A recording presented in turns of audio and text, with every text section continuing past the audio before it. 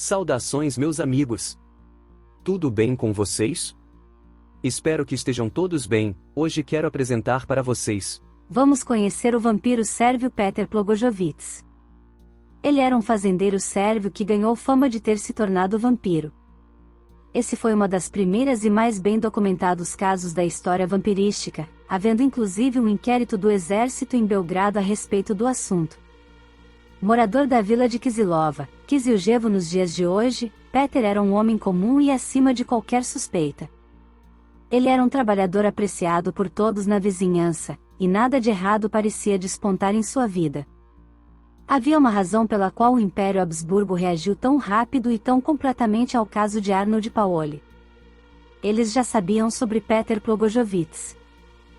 Mas antes de conhecermos mais esse caso, gostaria de pedir a todos que se inscrevam em nosso canal, para receber mais casos como esse, e que não esqueça de deixar o seu like, que é muito importante, e comentem se já conheciam esse caso, ou algum outro caso parecido. Seu comentário é muito importante para a gente, nos ajude a desenvolver cada vez mais nosso canal. Então vamos conhecer mais sobre esse caso, indo agora direto aos fatos. Não houve tempo para investigar completamente aquela estranha história. O cadáver já havia sido reduzido a cinzas quando o relatório chegou a Viena. No entanto, foi o suficiente para abalar severamente a visão de mundo do único oficial austríaco a experimentar os eventos em primeira mão. No que diz respeito à população sérvia de Kisilova, não havia dúvida sobre isso. O vampiro Peter Blagojevich havia matado 10 de seu povo. Em 1725, um administrador austríaco se viu bem fora de sua zona de conforto, nas profundezas da Sérvia rural. Ele foi convidado a proteger os aldeões de um vampiro. Cameral provisor Frombald estava evidentemente em estado de alguma inquietação. Como superintendente austríaco, era seu trabalho garantir a boa administração de sua parte da Sérvia. Mas esse plano não contava com os habitantes locais. À medida que o Império Habsburgo crescia para ocupar partes da Europa anteriormente ocupadas pelos turcos, os deslocados devastados pela guerra foram assentados em cidades e vilas anteriormente desertas. Kisilova, agora Kisiljevo na Sérvia, foi apenas um deles. Os sérvios de língua alemã foram transportados para repovoar a terra. O poderio militar dos Habsburgos os manteria seguros. Mas o povo de Kisilova tinha uma história perturbadora para contar. Aquela vila não havia se transformado em uma cidade fantasma por causa da guerra. Alguns anos antes, Kisilova havia sido atormentada por um vampiro e muitos de seus habitantes foram mortos. Seus senhores do Império Otomano não levaram as reivindicações a sério. Os aldeões restantes fugiram para salvar suas vidas, abandonando suas casas, terras e posses no processo. Assim como seus colegas turcos, o pomposo Frombald naturalmente riu de todas as conversas sobre vampiros. Ele era um austríaco pragmático. Ele não acreditava nessas coisas. No que lhe dizia respeito, o único aceno para o sobrenatural deveria ser aquele sancionado e ensinado pela Igreja cristã. Tudo mais deveria estar de acordo com os costumes calmos e racionais do Império Habsburgo.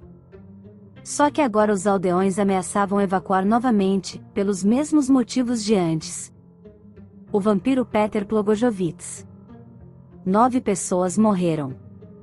Um jovem havia sido horrivelmente assassinado. O povo de Kisilova deveria apenas sentar e esperar sua vez de morrer?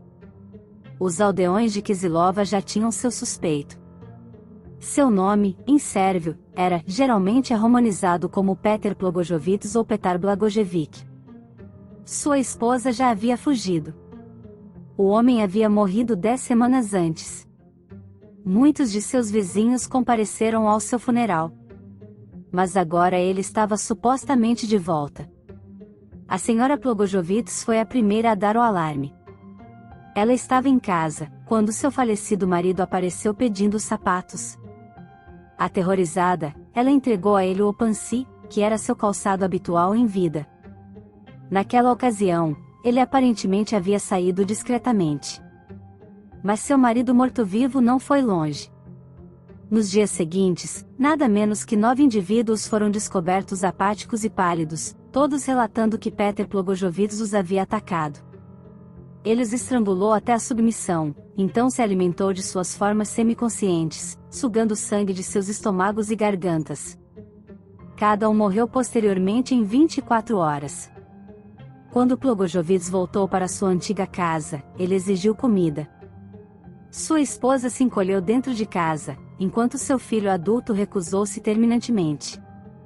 Num acesso de raiva, Plogojovic atacou seu filho, assassinando-o brutalmente na frente da viúva. Foi isso que finalmente convenceu a mulher traumatizada a fugir da aldeia, deixando para trás tudo o que conhecia e possuía. Foi essa sequência de eventos que levou o povo sobrevivente de Kisilov a buscar ação. Eles sabiam como lidar com um vampiro, mesmo que Cameral-Provisor Frombaldi não soubesse, e se a permissão fosse recusada, eles seguiriam a senhora Plogojovic na estrada para fora dali. A resposta serve a uma ameaça de vampiro. O que começou como um enorme dilema para o austríaco Cameral-Provisor evoluiu para uma crise de fé ainda maior. O provisor imperial estava em um dilema. Fundamentalmente um funcionário público, ele estava mais acostumado a obedecer ordens do que tomar decisões. Além disso, era a carreira de Frombaldi em jogo, se ele permitisse que seus aldeões simplesmente partissem. Mas se ele permitisse que fizessem o que pediam, exumar o corpo e lidar com o vampiro, então seus supervisores poderiam questionar sua aptidão para o trabalho. A conversa sobre vampiros provavelmente seria ridicularizada nos corredores vienenses do poder. Preso entre a histeria local e o desdém racional distante, Frombaldi acalmou os que estavam por perto. Ele acompanhou o padre local e um grupo de homens locais ao túmulo de Peter Plogojovic e supervisionou a exumação. Para sua surpresa, o cadáver não estava em decomposição. Parecia gordo e saudável. Embora a palidez do homem morto fosse um pouco branca, parte de sua pele havia se descamado para revelar uma nova protuberância rosada de pele por baixo. Havia um filete de sangue seco no canto da boca do morto. Suas unhas e barba aparentemente cresceram na sepultura. O primeiro parecia ter crescido, de fato, como unhas velhas foram descartadas na base do caixão, enquanto novas apareceram em seu lugar. Desesperadamente abalado, ele não interveio quando os furiosos sérvios cravaram uma estaca de metal no peito de Plogojovic. Frombaldi viu o que parecia ser sangue fresco saindo da ferida, bem como do nariz, boca e orelhas do corpo. Os aldeões de Kisilova não haviam terminado. Eles pegaram o cadáver e o queimaram em cinzas em uma pira previamente preparada. O relatório oficial de Frombaldi parece ter sido escrito em um estado de certa agitação. Ele detalhou tudo o que aconteceu, tudo o que testemunhou pessoalmente, então esperava que suas ações não fossem vistas como negligentes. Ele se esforçou ao máximo para informar a seus superiores austríacos que nada disso era ideia dele. A princípio desaprovei, dizendo-lhes que a louvável administração deveria primeiro ser devidamente e humildemente informada, e sua exaltada opinião sobre isso deveria ser ouvida. Eles não queriam se acomodar a isso de forma alguma. Ele fez isso para manter a paz, já que Adhaleg estava fora de si de medo e ameaçava deixar a incipiente colônia austríaca. Frombaldi não precisava ter se preocupado. Seus superiores em Belgrado e na Áustria julgaram que ele havia tomado a decisão correta e nenhuma outra ação foi necessária. Peter Plogojovic e Arnold Paoli. A história de Peter Plogojovic explica por que, apenas um ano depois, as autoridades austríacas na Sérvia reagiram tão rapidamente a uma história semelhante que surgiu em Medveia. O caso de Arnold Paoli suscitou um inquérito completo com militares e médicos de alto escalão enviados ao local. Assim que a história chegou aos jornais na Alemanha, os austríacos rapidamente ressuscitaram esse relatório anterior. O jornal de Viena Wienerisches Gerium, agora Die Wiener Zeitung, publicou as notícias de Plogojovic logo após repetir a história de Paoli. Os dois contos juntos, praticamente sozinhos, desencadearam toda a controvérsia sobre vampiros do século XVIII, e deu ao mundo a palavra sérvia vampiro. Eu agradeço a sua atenção e o interesse pelo vídeo, e convido você a deixar um comentário sobre o que achou. Nosso canal é dedicado a investigar casos sobrenaturais e mistérios sem solução, com rigor e seriedade. Seu feedback é muito importante para nós, pois nos ajuda a melhorar nosso conteúdo e a alcançar mais pessoas. Se você ainda não é inscrito no canal, aproveite para se inscrever e ativar as notificações, assim você não perde nenhuma novidade. Se você gostou do vídeo, por favor, deixe um like e compartilhe com seus amigos que também se interessam por esses temas. Um forte abraço a todos, cuidem-se e até a próxima.